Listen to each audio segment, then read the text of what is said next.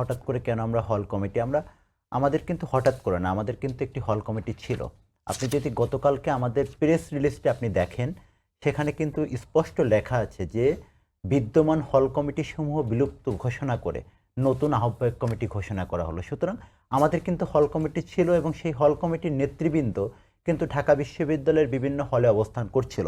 সুতরাং এটি নতুন করে যে হল কমিটি হঠাৎ করে দেওয়া বা এরকম কোনো বিষয় না, এটি আমাদের সাংগঠনিক ধারাবাহিক যে কাঠামো বা রাজনীতি সেটির একটি অংশ। সেটা আমরা হঠাৎ করে কিছু দেইনি। আরেকটি বিষয় আপনি বলছেন যে সপ্তম দফা, আপনি দেখেন বাংলাদেশে বিগত দেড় দশকের বেশি সময় ধরে বাংলাদেশের শিক্ষা প্রতিষ্ঠান এবং ঢাকা বিশ্ববিদ্যালয়ে বিরোধী মতের রাজনীতির ন্যূনতম কোনো স্থান ছিল না।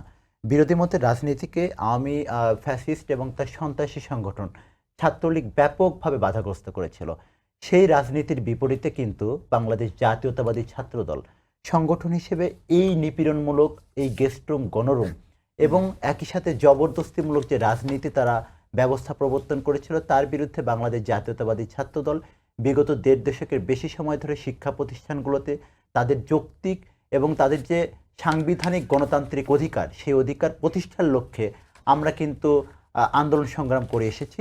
এবং সেই আন্দোলন সংগ্রামের করতে গিয়ে বাংলাদেশ জাতীয়তাবাদী ছাত্র দলের হাজার হাজার নেতাকর্মী পঙ্গুত্ব বরণ করেছে, খুন হয়েছে, গুম হয়েছে এবং সর্বশেষ জুলাই আগস্ট গণ অভ্যুত্থানে কিন্তু এই অধিকার প্রতিষ্ঠার যে আন্দোলন, সেই আন্দোলন করতে গিয়ে কিন্তু ১.৫ শতাধিক নেতাকর্মী শহীদ হয়েছে। এখন সপ্তম দফা যখন এই ৯ দফা প্রণয়ন করা হয়, বৈষম্য বিরোধী যে ছাত্র আন্দোলন এবং এই সমন্বয়কটা যখন ৯ দফা প্রণয়ন করে, তখন আমাদের সাথে কিন্তু আলোচনা হয়েছে।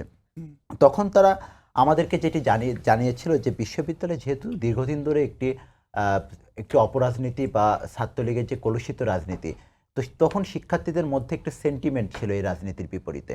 তো সেই রাজনীতির বিপরীতে তারা তখন বলেছে এই সেন্টিমেন্টটাকে আন্দোলনের স্বার্থে ব্যবহার করার জন্য এই দফাটি আমরা অন্তর্ভুক্ত করেছি, কিন্তু এটি পরবর্তীতে কোনোভাবে বলবৎ থাকবে না।